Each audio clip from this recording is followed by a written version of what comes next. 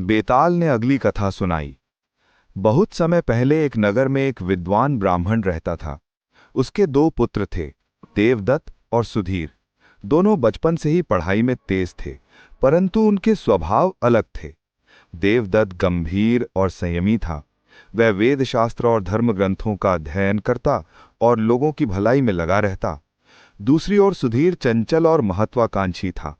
उसे नए नए मंत्र सीखने का बड़ा शौक था। एक दिन दोनों भाइयों ने एक साधु से विशेष विद्या सीखी। देवदत्त ने आत्मसंयम और ध्यान का मंत्र सीखा, जबकि सुधीर ने मृत शरीर को पुनर्जीवित करने का अद्भुत मंत्र सीख लिया। सुधीर को अपनी शक्ति पर घमंड हो गया। उसने देवदत्त से कहा, भैया देखो, मेरे पास कैसी अद्भुत शक्ति है। मैं किसी भी मृत प्राणी को जीवित कर सकता हूं। यह विद्या मुझे सब पर श्रेष्ठ बना देगी। देवदत्त ने समझाया, भाई, शक्ति का उपयोग विवेक और धर्म के अनुसार करना चाहिए, नहीं तो उसका परिणाम विनाशकारी होता है। परंतु सुधीर ने उसकी बात नहीं मानी। कुछ दिनों बाद जंगल में घूमते समय उन्हें एक मृत शेर का कंकाल मिला। सुधीर ने अपनी शक्ति दिखाने के लिए तुरंत मंत्र पढ़ा। शेर जीवित हो उठा और दहाड़ते ही दोनों भाइयों पर टूट पड़ा। सुधीर ने भागकर जान बचाई, परंतु देवदत्त ने अपने भाई को बचाने की वजह से जान गंवानी पड़ी।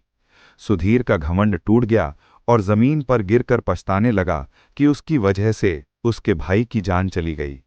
उस दिन से सुधीर अहंकार छोड़कर अपने भाई के सिखाए रास्ते पर चलने लगा। बेताल ने यहां कहानी रोककर विक्रम से प्रश्न किया, राजन बताइए, इस घटना के लिए कौन दोषी है? सुधीर, जिसने शक्ति का दुरुपयोग किया, या देवदत्त, जिसने अपने भाई को रोकने के बावजूद उसे मंत्र सीखने दिया? राजा विक्रमादित्य ने उत्तर दिया, दोषी केवल सुधीर है। देवदत्त ने उसे चेतावनी दी थी, परंतु उसने विवेक खोकर अपनी शक्ति का दुरुपयोग किया।